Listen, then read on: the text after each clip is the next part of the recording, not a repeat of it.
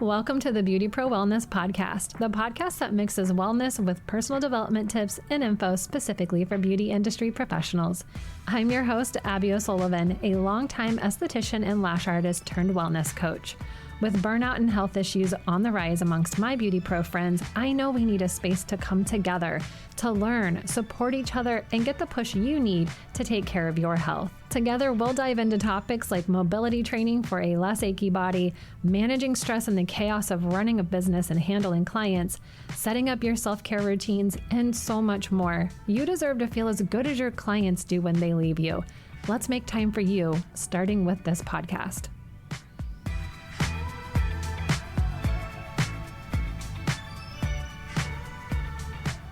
Welcome back to another episode of the Beauty Pro Wellness Podcast. Thanks so much for tuning in.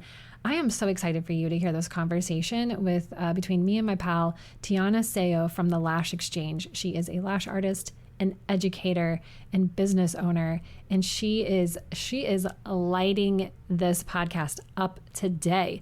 This is a conversation we had on Instagram Live, and she just really got real and shared so much about her journey of being a business owner, just like grinding and hustling and like striving for more, and her incredible journey through the burnout that happened because of all of that. Like, there's no good or bad here. It just is what it is. And she is sharing the real and raw, like what was happening at that time, how she got through it, what it looks like now. She is dropping the golden nuggets for you guys to think about as beauty professionals yourself. So please go connect with Tiana on Instagram at tiana.sayo. And I will link her website and her Instagram in the show notes so that you can just go click the linkies and make it really easy for you. Please excuse any audio quality issues. Like, I feel like this one was pretty good for an Instagram Live, but you know, it's Instagram Lives. It's not my normal podcast setup. So if the audio quality is a little bit different, please forgive me and enjoy the episode. Hi, everyone. Well, welcome. Right? Thanks for joining me tonight. Yeah, man. Thanks for having How are me. ya? I'm so good. Yeah. I love this topic. I love it. I just actually, Roxy and we just did a hot yoga class, and it got me in the vibration zone to talk about all of this, why it's so important, because I just feel like nobody talks about it because it's not as flashy as selling six-figure Exactly. Well, and I think that it's taken some time for people to do lashes for a few years and realize, like, oh, I'm fucked. My body's fucked. Truly. Like, it is. Like, we obviously in our industry monetize so much, like all industries, you know, we have to monetize our training and monetize, you know, the career path that is lash artistry, but we tend to kind of glaze over the reality of what success long term is going to mean for, you know, like the next generation. I don't want to date myself, but at the same time, like, I will refer to them as the next generation because, like, I am out of I tell people like, this is probably like the most unflattering metaphor I could use, but I'm like, I am like the cow that is done having babies. I'm out to pasture and I'm just snacking on some grass, like, here and there. I'm just not interested in like pushing myself anymore in that way. No, and you know, like, you've been so consistent. Like, you're definitely one of the creators in the industry that's been so consistent but niche in their messaging, in their mission, in their core values, that it's like that makes sense, you know, whereas you see a lot of other messaging in the lash industry that's kind of like geared towards like whatever sells or whatever seems to be like the hot ticket at the moment, and it changes. Not to say that we can't evolve, but you've just always been so consistent about this, and like with your background about just being into the physical health and the combating. You've been on this topic just for a little while. Yeah, well, I mean, I mean, my body was so wrecked. Physical therapy, there was a guy that worked like two doors down from where I did, and he did active release therapy. And I don't even know if that's the actual technique he used on me, but he worked Mm. some shit out of my body and like literally saved me. And I was working out, but it was like all the other things that I wasn't doing business wise, but boundaries and then, I really was in the time of actual burnout when I decided to become a personal trainer. And then from there, you just start to learn stuff. And the things that I have learned, I'm like, wow, if I had this back then, my body would have felt so much better. And it's why I don't feel like I have to do massages, which Oh. I could probably do massages just for like Mm-hmm. the nervous system goodness. But I don't Right. like desperately need them anymore like I used to, and I don't see chiropractors or anybody. I just take Yeah. care of myself. So thank you. So, Yeah. but this is not about me. This is about you. Oh, I love it because it's been consistent. You've been on my timeline long before I came to my own awakening. Like, okay, this is so much more serious. Like, gosh, this lady Abby, here she goes with the content. Like, you need to do this, you need to stretch, like, all of this. And it's like your content was on my page way before I made the conscious decision to I'm trying to actually tell you take guys. it seriously. And then and then it's like almost not that it's too Mhm. late, because it's never too late, y'all, but like now where I'm at health wise looks so drastic. The amount of care and the amount of intention that I have to like put into this, probably not even to undo, because there is no undoing. The body keeps score. It is more just balancing and managing and working my way back towards a level of balance and health that is maintainable, and that is going to support me in like living a normal, like high quality life. Not even normal, because I feel like normal in this country is like still shit. Quotes, whatever Like, that means. yeah, like, right, like all, even like I had blood work done and they're like, oh yeah, you're in the normal range. I'm like, I know. And I like believe as a health that. coach, it's like, yeah, but like compared to like 17 and 15-year-olds or like within my age range, like I'm doing okay because I'm not 80 or what? Right, Like literally. Yeah, and like just the standard of care in this country, the more I've traveled and the more I've like learned about, even we have family overseas and they're just so freaking healthy, and like we have much we are just on totally different levels when I see our family that's overseas in Asia, and they're just like so active and so health centered, because they're like, that's the whole point. They're like, we didn't work our whole lives to be busted down and broken down. They're like, we want to travel and we want to do all this stuff. And I'm like, oh, like it didn't ever register to me that there's something on the other side of work, that there's something on the other side of all of this leading up to, and that we could have all the money in the world, but it's not going to buy you a new body. Yeah. Like, it's not. I mean, you can get knees, you can get joints replaced, you can get a new neck, you can get posts and things inserted. Yeah, you can get an ass. Like, there's not much that you can't get, but it's not gonna lead to you being healthy. Like even getting an ass. Like, literally, that's like defeating the purpose of like building your own glute muscles. But okay. But do what you're gonna do, people, because for some people, like aesthetic or whatever is more important than quality and longevity. But the thing is like in this industry specifically, well, I'll say probably lash industry, aesthetics, nail tech. I would say hairstylists too, but they tend to stand. So I'm guessing they have similar issues, but a lot of upper concentrated.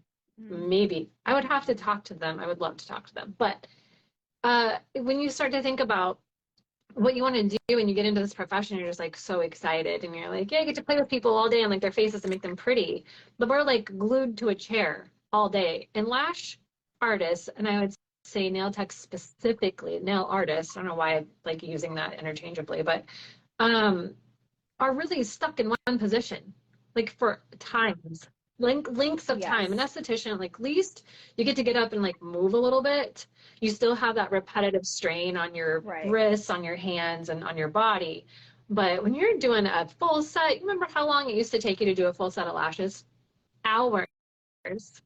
Hours. Just and we didn't even know then, because again, I'm a dinosaur too. So I'm an OG too. So like we didn't even know like much more beyond adjust your chair and your table as best as you can. And then you're just like a little shrimp. Yeah.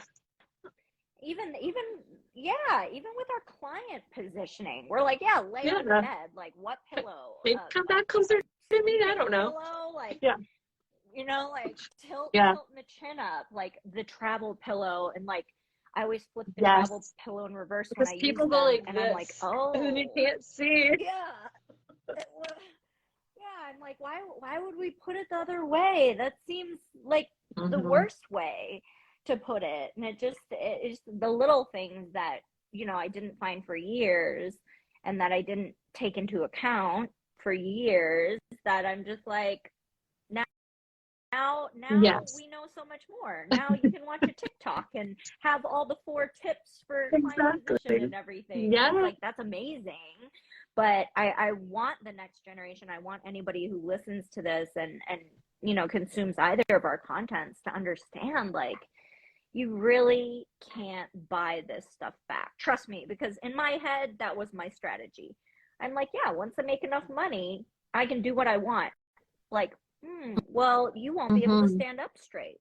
Like during 2020, my back had completely given out, and it was crazy because I wasn't lashing, but I was sitting.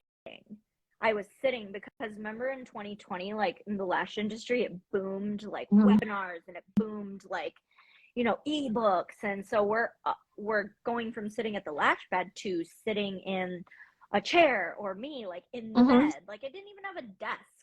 I would just like sit and with my laptop in bed, like curled up in like a little shrimp form. And my low back at that time just completely had, like I herniated a disc.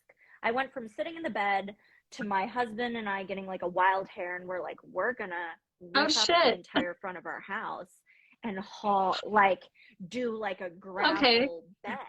And so we 0 to 100 out with the truck and like load it up. Yeah, like 2 tons of gravel, and we're like, we have all day. We have all the time in the world. Let's just shovel the gravel. So I did that, ended up herniating a disc in my back, and was like so disturbed because I really had felt like, instead of it being, oh, my neck hurts from lashing, it was like, oh my God, I can't feel my leg. Like I can't feel my foot. Like that's way scarier than like, oh, you know, my neck, you know, from lashing, your neck is like, you know, not in the best condition. And so after 2020, I was like, oh, this is from not having any abdominal and you were just doing muscles. Yeah, and you were just doing life stuff. I mean, that shoveling position, that's a horrible. That is a horrible position. Like, I remember like doing farm work as a teenager, and I'm like, I can still remember the pain from that particular position, but it's doing life stuff. And even when we do go, you know, we know like, okay, I have my aches and pains from lashing, but that's also part of the problem, is that we are stuck so well in that position. Our body knows that position so well that when we go to do anything like outside of that, we do have a higher risk of like pulling something or hurting ourselves even more. And so just really to reiterate your point completely. Yeah, it really showed me, like it very much showed me the issue. So I really had that happen. I had to get on like a nerve pill, like a strong nerve pill, because I couldn't move. Like then I'm just like in the bed, just completely muscles, whatever little muscle I had, wasting away. And then, you know, like in Texas, we were shut down for like 3 months, opened up for like, I think the 4th or 5th month. And so I'm like, okay, okay, perfect. Like, we can get after it again. Let's get after it. Like, we're opening back up. And here my back has like a full-blown herniated disc. And I'm just like, what's the fastest way for me to like not deal with this? Okay, nerve pill. And I'll go to the chiropractor. And that to me was like good enough. Like, yeah, that should like, maybe I just need it cracked. Little did I know I actually had a herniated disc. I didn't even find out that I had a herniated disc. So I just went to the chiropractor. I'm like, yeah, it hurts. I can't stand. And the chiropractor that I had chosen to go to was just like a random pick. And he did like a high velocity, one of those crazy like Y-strap adjustments where they like put your head in the thing and like pull it back. I'm not even afraid of the chiropractor, but sometimes you just think about those things and you're like, damn. Like, you think in your head, like, yeah, that's what I need to really decompress my spine. But not when you have a herniated disc, not when your disc is already like bulging out the side of your vertebrae. So he was doing that, and it alleviated the pain in my upper back because I have scoliosis. So that felt good, but there were repercussions on my lower back. And since I didn't have like proper abdominal muscle, I hadn't used my core for anything. It completely destroyed whatever little structure I had going, and it just flared up again. And I had to make a really conscious choice of like, okay, like I took it too far. I am trying to cut corners with like getting better. Obviously we gained weight during 2020, so the extra weight, like just all of this started piling up on me, and I'm like, oh, like I really probably need to get to the root of this and stop trying to just like put a Band-Aid on it. It's not going to be a pill. It's not going to be just going to the chiropractor and having this guy like twerk my structure. It's going to be all of the above things that I know deep down I need to do. So that's really for me what pivoted me out of, you know, having this type of business that required my presence 7 days a week. And it was just very intense. The type of structure that I had built in my business. I had the retail store, I had trainings every single weekend, and then I had artists that worked for me, and then I was still doing my own clients, and it just was like, what am I actually doing? Like, hold on a second, like this is not well. And then when I'd come home, I'd be in pain, so I'm not being like a present mother. I have like a short fuse. Obviously when you're in pain, you're just like emotionally just destroyed, and it just came to all ahead, and it really made me have like this eruption of just like, I've made a poor choice in prioritizing things that aren't going to serve me long term. Like all the success with my business, all of the money, all of this stuff that I was like hell bent on achieving at the cost of my health, because that wasn't even on the table, wasn't even factored into the equation. Only thing that was factored into my equation was money and achieving these milestones that I had set for myself at any, like by any means. And when I realized the means were too much, like they were too costly, that I couldn't buy a new back, I couldn't buy my way out of pain, that I really was like, okay, like that I think I've taken it too far. Let me take a step back. And that's when I really started being like, okay, I need to take baby steps to recalibrate my own mind first before I'm like, oh, I'm gonna lose weight. Oh, I'm gonna, you know, do all this stuff, like baby 100%. steps. Yeah. And like, it really was quite a long journey, I feel like, to where for me, I feel comfortable, you know, going to a fitness class, and I feel comfortable prioritizing like a nutritionist and you know, all the things, and not just being like, oh, I just won't eat. I just not gonna eat because I don't have time. Like, who needs to eat? And if I do eat, I'm gonna DoorDash. Like, yeah, that is like I will say one thing I have done well, usually 90% of the time, is make sure my ass is fed because I just get too cranky. And just like and making sure that I brought my food because I didn't have time to wait on like whatever.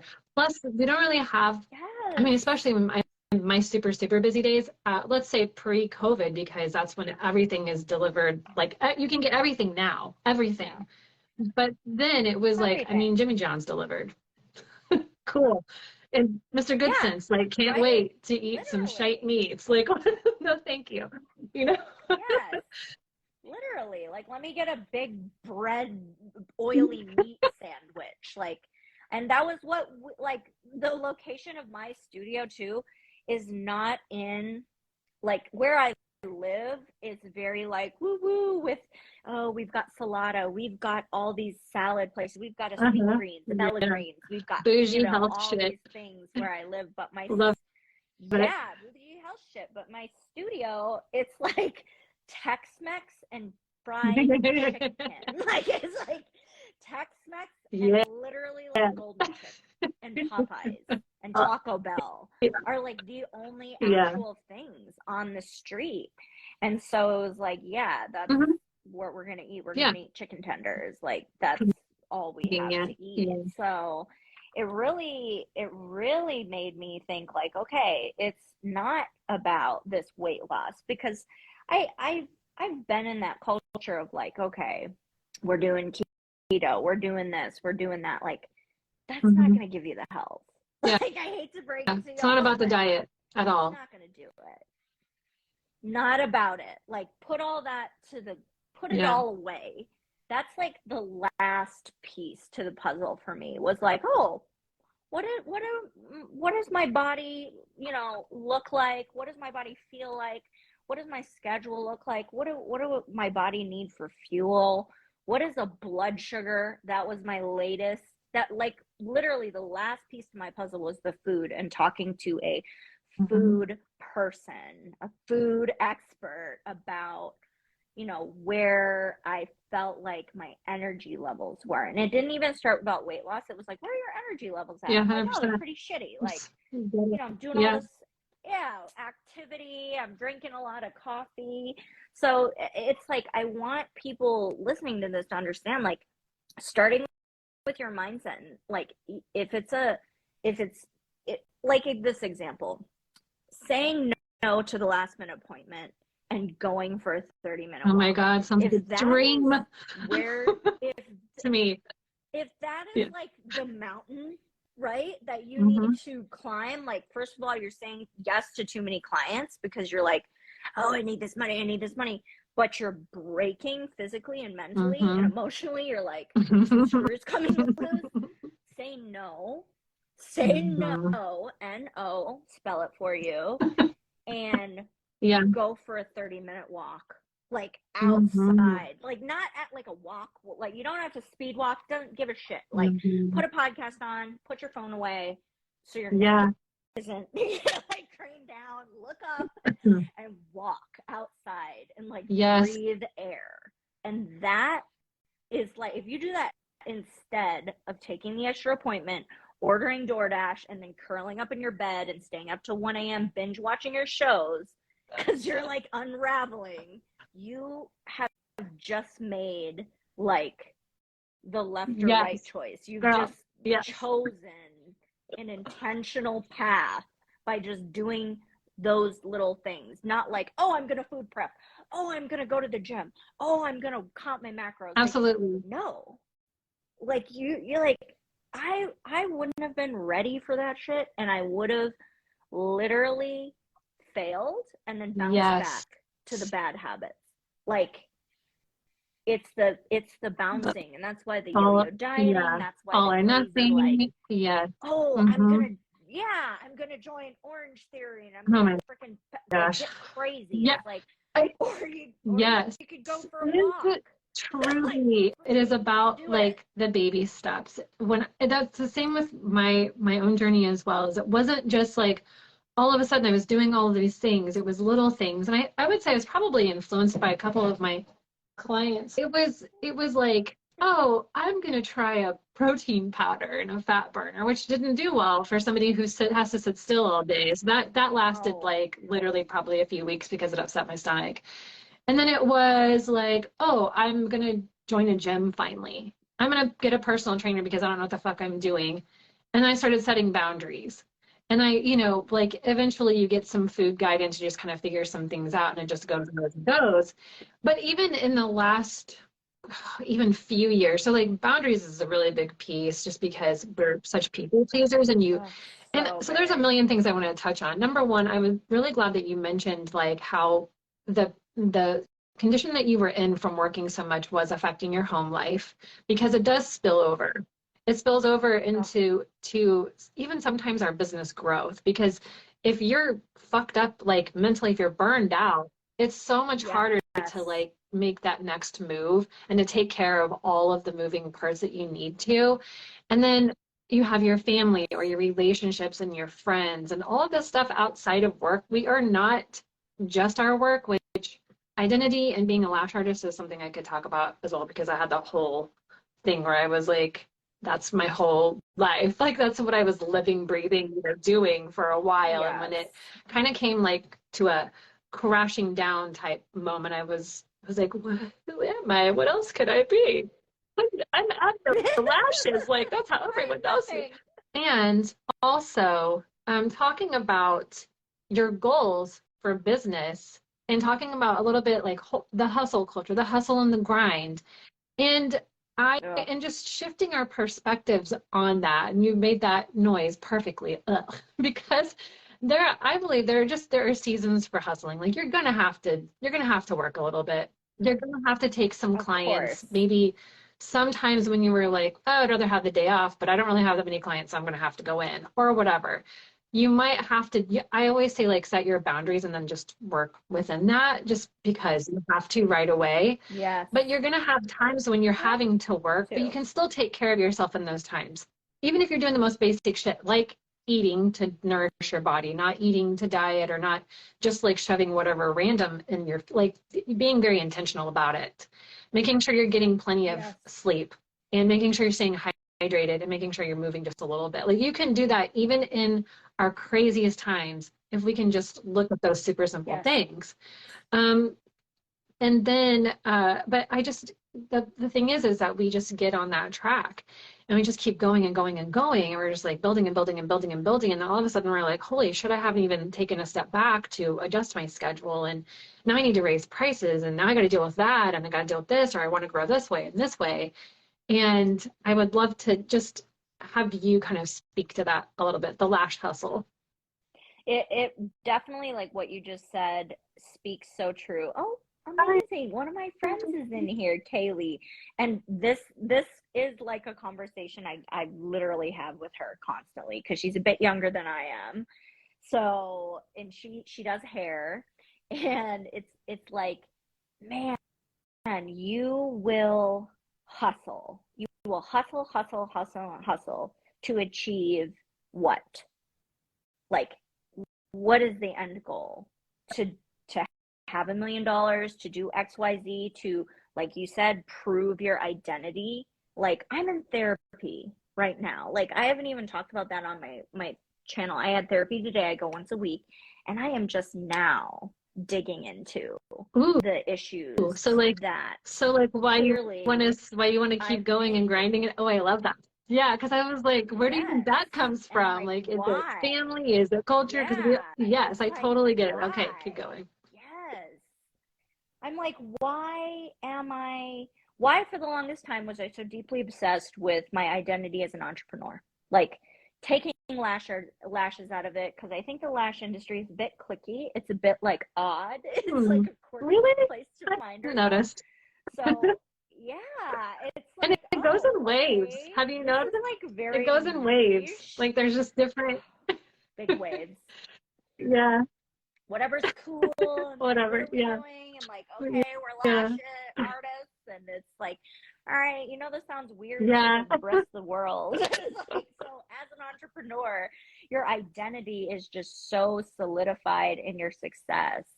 and your identity and your self-esteem and like my mental health was so, when you say your business growth was can potentially be stunted, what I experienced was like the perfect example of that, me operating at maybe 10% of my potential, mentally, emotionally, as a leader, as an entrepreneur, as a decisive, like I think decision making when it comes to business is best done with, stable emotions, like factual, some semblance of a regulated nervous system and like stable conditions. Yeah, exactly. You're like making decisions based on your manic, not to say manic in like a flippant way, because like bipolar disorder is like a real thing, but like really a manic nervous system response to stress, I think is what it was for me.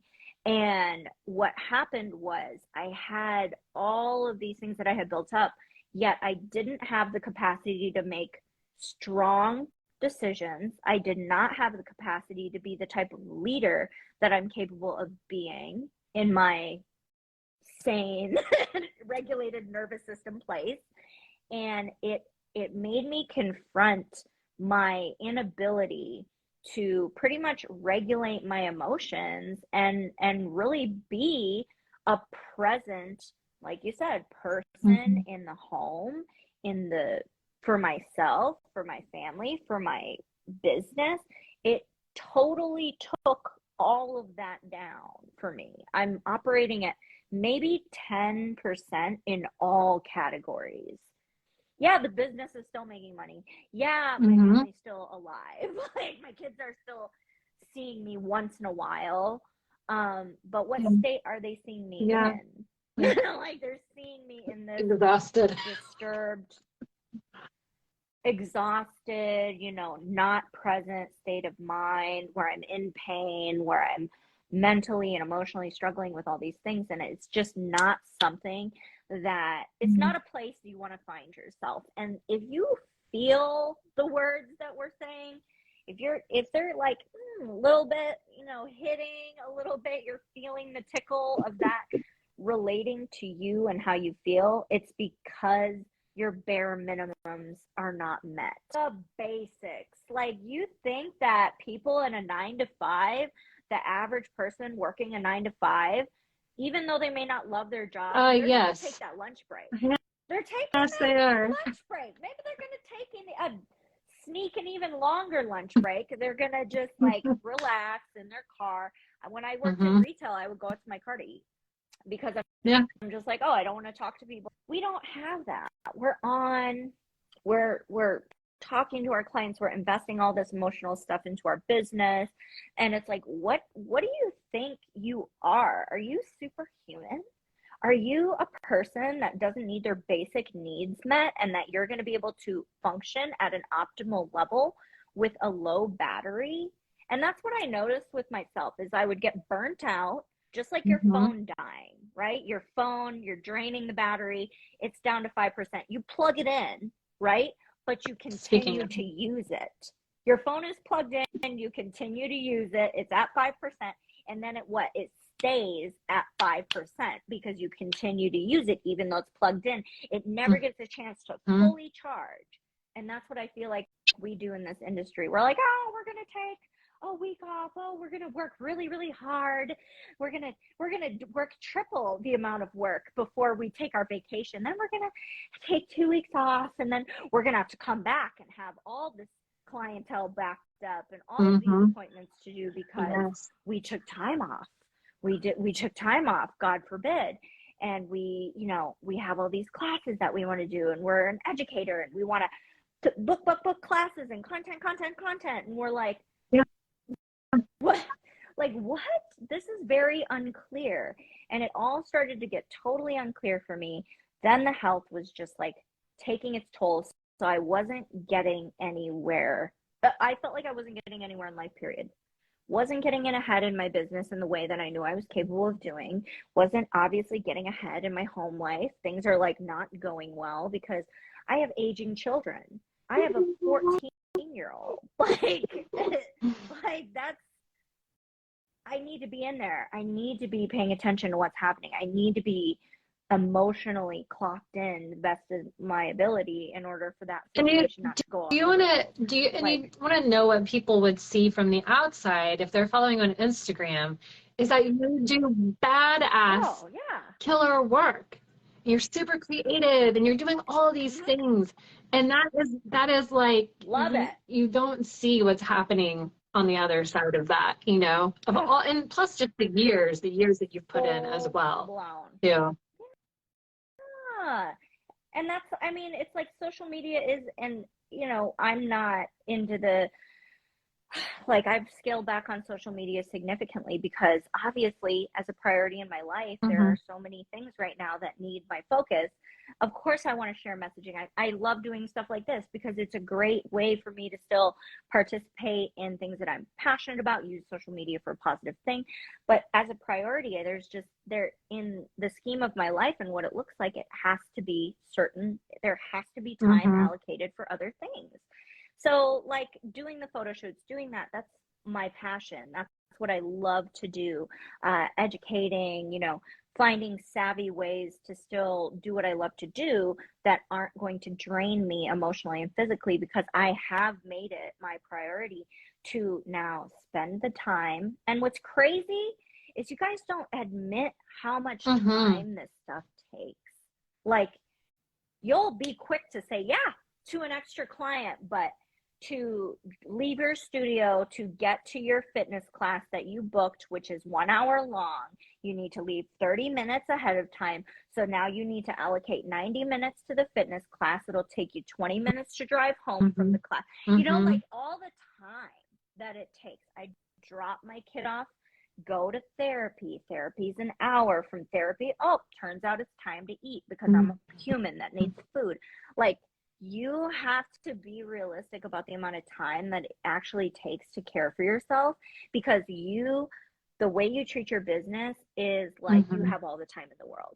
Like the way you treat your business, you look at it, where can I squeeze somebody in? No problem. I don't need to eat. I don't need to do anything. I don't need to check in with my family. Like just another, don't need to eat, don't need to, like the way you approach that is so different from the way you literally are like, okay, well, if I want to go for a walk, eat some food, maybe listen to a podcast and just sit down outside for like vitamin D, God forbid, I'm going to need 2 hours. Like that's 2 hours that you're going to need to allocate for that. So be realistic about it and make the time to do it. Like I don't do clients Mondays and Tuesdays. I don't really do clients 6 days a week, of course, but I don't do them Sundays. I don't do them Mondays. I don't do them Tuesdays. And I have like maybe a half day on Thursday, and then I work every other Saturday and see like 3 clients. I don't see more than 3 clients in a day now. And I only have like 20 clients max. And it's like that, even that, just having 20 clients that are regulars, that are pre-booked in, is a significant commitment of my time. That's a significant a commitment to make, because that's just how our job works. Time and your energy. So why can't we put the same energy? It's your time and energy. Like put the same energy. Yeah. So what are you doing? So that was like kind of 2020 was when you really had that revelation. Yeah. So then how did you start to shift out of that? What did you start to do? I spent a year pretty much flailing around after I closed my retail, because the retail was like the biggest time suck, money suck, just like to keep it up. Yeah. It was just a nightmare. It was my personal. That was the thing that was like draining you, that you were like, this is glaringly obvious. Yes. I have to part ways with it. I spent a year pretty much flailing around after 2020. I decided I needed to shut the retail down. It was my dream when I first started in the industry. It was like super rad. And then it wasn't. You did it, you tried it, and you were like, I'm not into it anymore. Bye. And it was like and of course, like so many entrepreneurs listening to this over Yeah. it's a pride thing. Absolutely. Like, It's not as easy as I just said. Like, it's here not I just am, like buy. It's like God, I feel like I no. failed at the thing, and you get really down about it. Yes. Yeah. And like, oh, it's like being in a bad relationship is what it was. It was a toxic relationship. Like, well, we've been together for 4 years. I'm gonna have to start over. Like, yeah, you're gonna hate your life in 10 years if you keep dating this loser. That's how it felt. So I flailed around after I shut that down. I flailed around not knowing really what I wanted to do, knowing that I was capable of doing other things, but not knowing what I wanted to do. It was a great distraction because Roxy at the time was, you know, heading into her journey, a totally different place in her career where she's starting it up and she's, you know, doing this. So I was like, okay. And she really was like, I need your help with certain things. Can you help me? Can you join my team? And so she was really supportive of like, all right, well, you only have 15 hours. Cool. Like, can you join the team for those 15 hours? Can you help with the business for those 15 hours? So that still gave me an outlet to like stay present in like, okay, building a business and kind of looking at things from like a leadership perspective. And it really helped me to work on a team where the responsibility, the financial responsibility and the overall, it wasn't all on me. It was like a lighter load, you know, it's like just able to do what I'm great at doing without all of the pressure and everything that had been bringing me down. So I did that for a good amount of time. I think 2 years we were working on that. And during that time, Roxy was actually going through her wellness and fitness and everything. And she is super committed to that because after she had her baby, started the business, she's like, I will lose my mind if I don't work out. I'm like, you're crazy, whatever. That's you. I'm like, I'm not going to the gym. Like, screw that. Like, you're not forcing this lifestyle on me. And a lot of people don't know, but my husband is super fit too. Like this is like his lifestyle, not like a fad. Like this is who he actually is, and he's been like that for a long time. So I have all these people around me living this like healthier, you know, investing in themselves lifestyle. And I'm just like, no, screw you. I rebel. I'm smoking my cigarettes. Yeah, I'm like smoking cigarettes, like just totally, yeah. And it's literally like I'm working through that in therapy too. Like it's a rebellion thing with me. You're just not trying to follow the pack. You got to find your own way, and that's okay. Yeah. And it's like, man, that's like to my own destruction. So when I figured out like, wow, I can still be a leader. Wow, I can like maybe try new things that are like of the fitness or of a wellness perspective, it really was like, okay, I'm gonna try it. Like I'm gonna go to Pilates class. I'm gonna go for a walk. And at first it was just like a very negative experience for me because I'm like, this feels just conformity, like really good structure.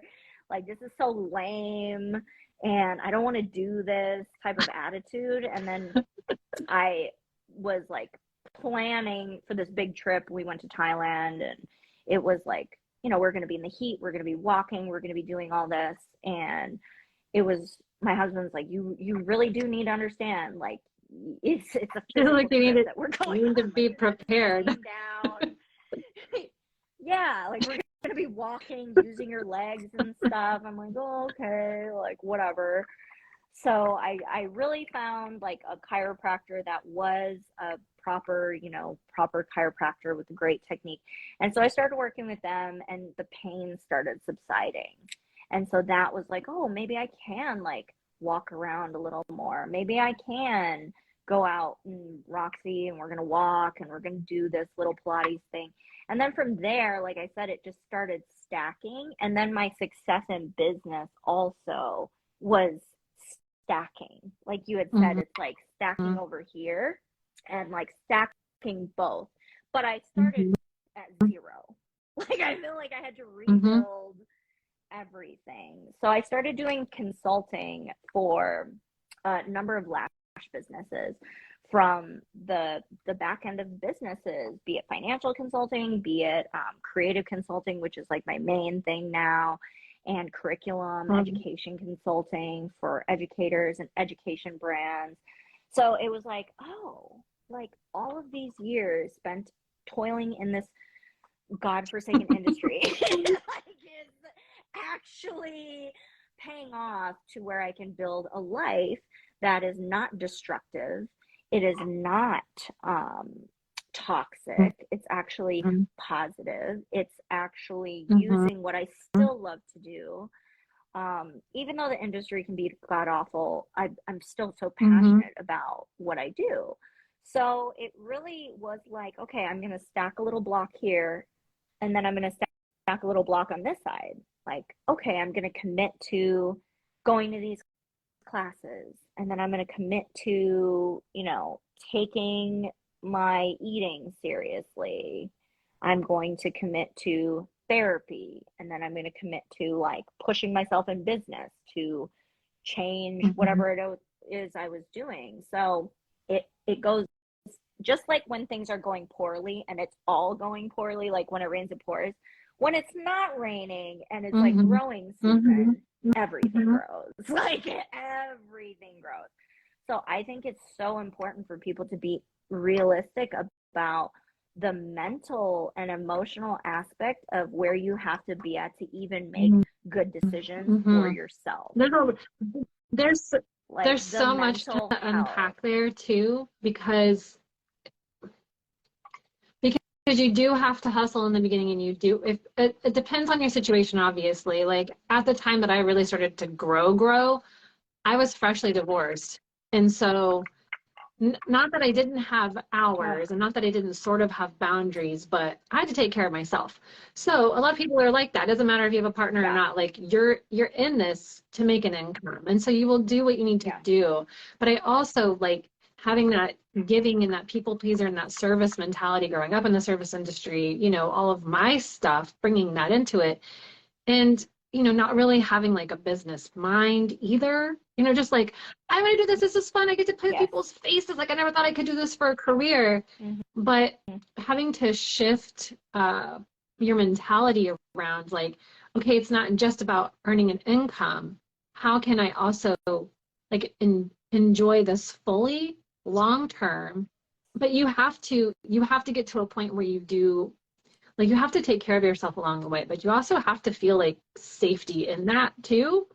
If you have those dreams of elevating your business, or, you know, however people want to grow their business, if you just want to be solo and you want to grow to a full clientele, you still have to make some mental shifts and energetic shifts within you to get to that place.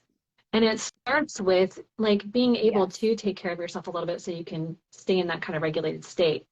But it's like such a fun balance. It's a little bit of a back and forth. And I think the awareness of just knowing that you have to go through that journey a little bit to get to that other side.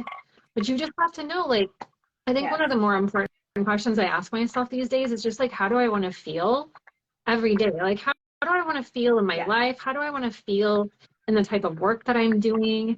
How do I want to feel good? Do I want to feel safe? Do I want to feel secure? Do I want to enjoy it? So how all could that look? Like, what else is possible? It doesn't have to just be, I am sitting over people, client after client after client. I could be doing these other things. And I think that that's what starts to help you shift. I don't know where I was going with that. I lose my train of thought so easily sometimes when I'm live. No, no, that's literally exactly what I was, when I was talking to my husband about this, and Roxy too, we had this conversation. I was like, if I would have built my business slower, this wouldn't have happened. It was the velocity that I put on myself, the forceful velocity that I imposed on myself, that the growth needs to look like this. After you do this, so the rigidity of it, the rigidity. Yeah. Yes. That's that masculine hard drive there. Very, very. Oh my God. I know. And that's what we were joking. I was like, I'm in my soft girl. Like, everyone's talking about that, like getting out of their masculine and into their feminine. Like, we need both. I feel that, not even from like a gender perspective, but like the perspective of like, it's not like you can get so much success in an intentional, calculated, consistent way. It doesn't have to, well, you did this, now you have to do that. Like, it doesn't have to look like that, because what you see on social media, I am telling you, like, I've consulted for, you know, like, businesses that make a lot of money. Like, you don't see the real truth of, you know, maybe how certain businesses are started. Maybe you don't see that they're getting funding and that they have family money, or, you know, whatever that looks like. Maybe you're not seeing that because that wouldn't sell. Yeah. Like, so true also. It's, we love a good bootstrap, yeah. you know, grassroots business, because we want to see ourselves, we want to see our struggle in who we align ourselves with on social media. And I think that's so hard for people to understand, is like, oh, well, I don't have family money, so I'm going to have to work really, really, you know, I'm going to really have to bust my ass, which you will. Yeah. Like, you will. You will have to bust your ass, but you can bust your ass at the same time as taking care of yourself, so you don't lose your ass. I just said it better myself. That was actually like what I was gonna say, is like, I mean, the overall theme and the message, and what I also try to express a lot, is that your success, like, you can have this without sacrificing your health completely. Because what's the fucking point if you feel like shit all the time? If you have no sex drive, if you don't feel good about yourself, if you're like crying in pain, like I remember standing over my kitchen sink just like crying because my shoulders like were burning so bad. That's fucking stupid. Like, it's just not necessary. And it's not really stupid, because I don't want to put anyone down. I never want to be like patronizing anyone, because you don't know what you don't know. But it is just not necessary. It's just not necessary. 100%. Totally. And it's totally out of line. It's out of let's say it's out of alignment with where you're trying. But if you don't know where that is, it's actually exactly it's the opposite direction. You know, your growth looks different on you. Just like an outfit looks different on all of us, your growth looks different on all of us. And like, I truly, truly believe in like checking in. If I would have been able to stop myself from 75% of the business decisions that I made, because deep down they didn't feel good, I would have kept that flame going for longer, because that's what you have to understand, guys. Like, discipline will get you further than just passion. Like, passion leaves you the minute you're having a mental breakdown. Your passion is the last thing on your brain, because you're like having a full-blown emotional breakdown, which I've had plenty. Like, I've had so many of those. And it's like, then your physical, you know, is not doing well, and then you have to really look at that and say, the only thing that's going to repair that is me investing the time that it's going to take to make better decisions and change the habits that got me here in the first place. So that's really like what I've gotten out of all of this. And like, even just with my own friendships and like relationships, I put in a lot of work. Like, my marriage is putting in a lot more intention, because I now have my sense of, you know, my frontal lobe is like functioning again. It's like, oh, I can put some intention. I can put some clear communication, some clear, concise thought into how that makes me feel. And like, let's talk about that. Let's get into that, you know. And it really has made just an overall difference in myself and where I see myself going. And I think it's just such a valuable lesson, this topic, for you guys watching this, and to understand, like, even Roxy's in the other room right now, because we're planning our trip to Korea. That's another thing we're doing. We're traveling. We're globe trotting. So we're training for that. We're training our physical selves for that. Like, we've got to get our steps in, because of course we want to look cute. Of course we want to feel cute, but we also just don't. We want to feel good. We know we've got an airplane ride. Like, again, all of her hard work running her school and getting this off the ground. DLU was started in 2020. It's 2023. It's only 3 years, and they're going to be $1 million business. Like, higher revenue and higher, just a smarter way of doing things. And it just really is important because she's always valued. She's had a better mindset. I attribute it to her personality, but also her age, that she's built things in reverse, whereas we kind of built things, it sounds like, similar, where we're like, well, I gotta make some income, I gotta make money, and then we'll figure it out later. Yeah, we'll figure it out. Literally fly by the seat of my pants. Whereas she's been like, she's been more like, no, like, I know I'm not going to be up in this school for 40 hours. What I would like to ask you now is, we're not taking away any of the success that you had, but what would you go back and maybe like sprinkle in here and there? I would go in with a machete and I would chop off major parts of my ambition. I would say, I would ask myself the real question of how much time is in a day, how much resources would this require, and what does that look like in terms of the financial goals? I would put it to myself so bluntly, like, how does this all align for the amount of effort? Yeah, you've got the great idea. Yeah, it's incredible. It's an amazing idea. It's going to benefit the Lash community, all of these things. Yes, perfect, beautiful. We love it. I would ask myself, at how much resources does this cost? And resources don't just mean money. It means your time, your mental health. Yes, these more valuable resources that are like the fossil that we think are like infinite. Just limited amount. No, not infinite resources. Like money is an infinite resource. I really believe that money is an infinite resource. It comes and goes. You get it. It's always circulating. It goes around. It comes back around. Your health, that is not an infinite resource. It certainly has an end.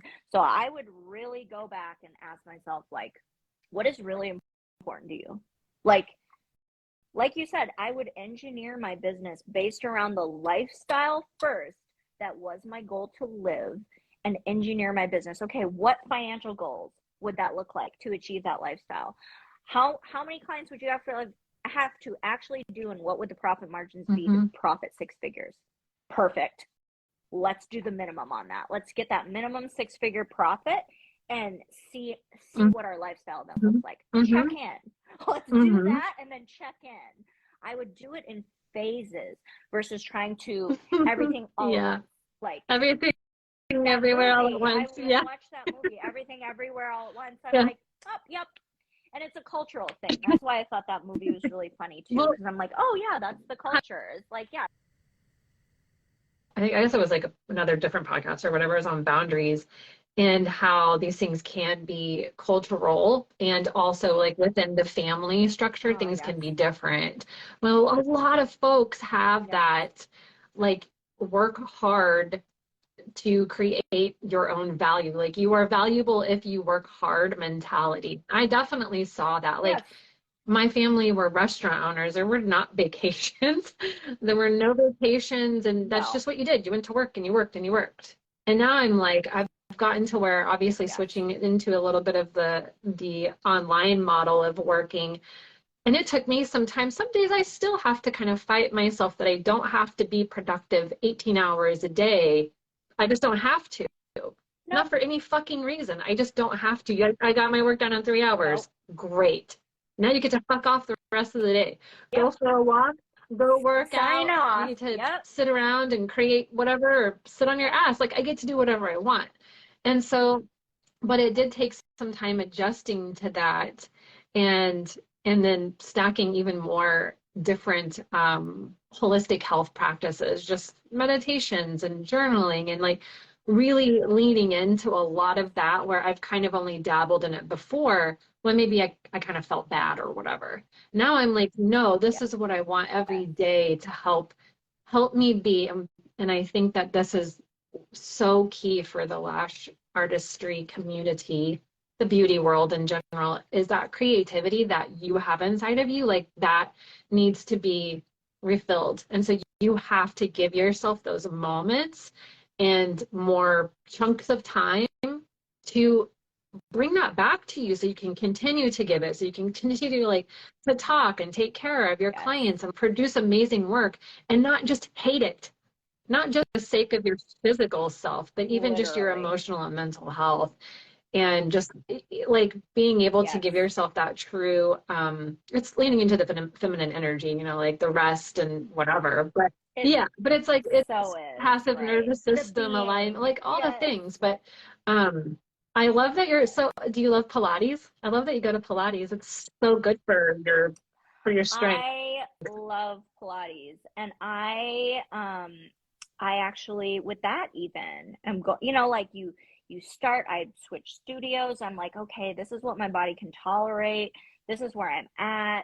Last night, actually, I was like getting a wild hair. I'm like, I need active recovery on the days that I'm not doing this, because it's pretty intense. Like my Pilates place, there's no levels.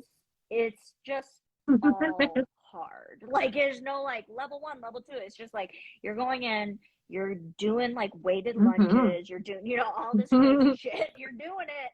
And it's great. We love it. It's super amazing. But I'm like, you know what? 3 days a week. That's what my body is feeling. It's feeling 3 days a week with like hot yoga, active recovery from my muscles on those days with walking. That's a great mix. That's where I'm at. It's like, not that you needed my like opinion or validation. Just like but yeah. I just came to that conclusion. And like last night was like, okay, I'm going to this place. We went today, me and Rox went, and I was like, this is really cool. Like this was exactly what I needed. So I'm glad that, but again, that was like very intuitive. Like, cause I'm like, do I need to lift weights? I'm like, what? Like, where do I, like, what's the next level up to build this strength? And, you know, still my body and like where my back is and it's healing. I still got a herniated disc, all this. So it's like, I have to be careful. I have to be conscious of where I'm at, and that I've been active for 1 year. Yeah. But not 10 years, you know, like I'm in class with women who have been in active Pilates and weightlifting and running for 10 years. And this is like easy street for them. I'm still in the, oh my God, that hurt. Yeah. Like curtsy lunge. That happened to me. Like, I mean, I don't like that. I was challenging myself today, and I was like, that felt really fucking good, but I'm definitely going to feel this tomorrow. Like I'm going to have trouble sitting down on the toilet, like whatever. I think Tiana, that like each level comes with like the more that you can listen to yourself and then being open, like the more that I'm really big on like mind body connection more just as I progress. And with the mobility stuff that I do too, it's very to me it's meditative, but it really like connects you to your body and your muscles in a totally different way that even like weightlifting hadn't done for me. It was like an elevation of that, like an evolution of that.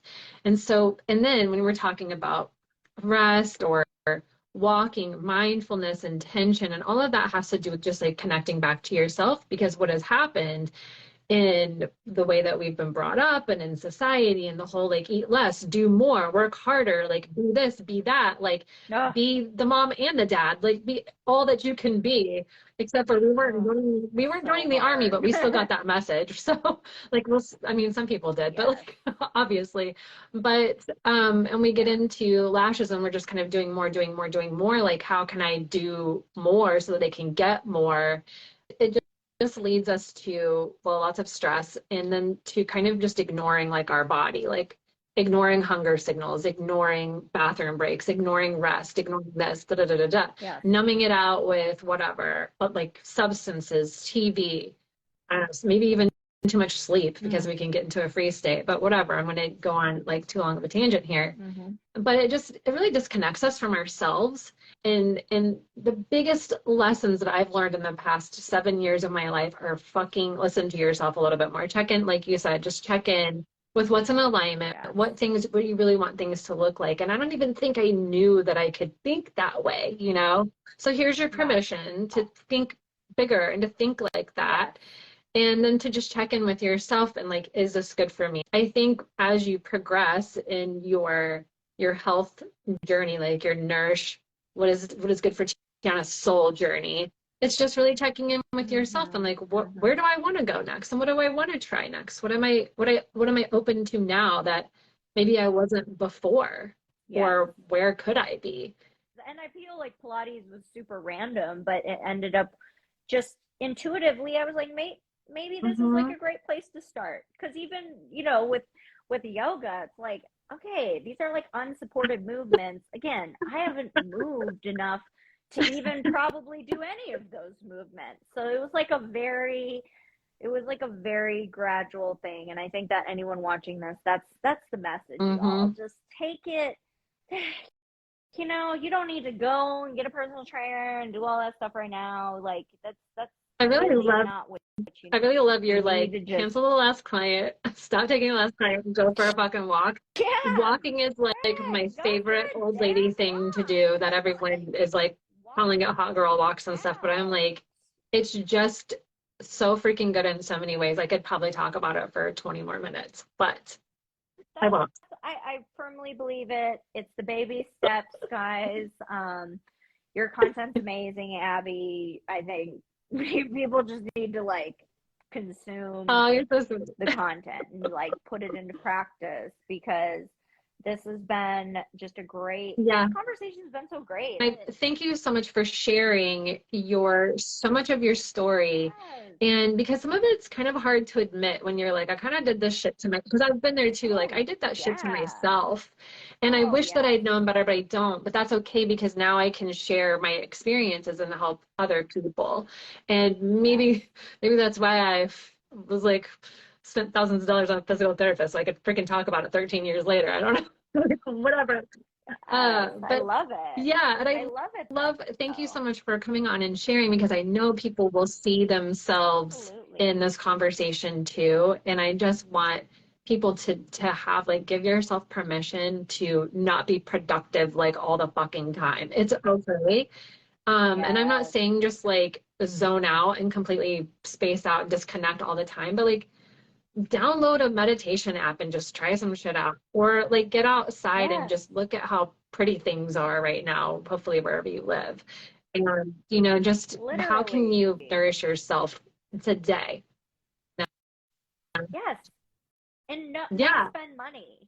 Like you don't need to consume material. Like this you don't have to. Like you can do this stuff without like committing and like like it's there. You can do it. I'm proud of you, and I'm excited for you. I'm excited for you, and I'm proud of you, and good for you for changing your career. The way that you've pivoted is so fucking cool. Yeah. I love that. Love it. Love it.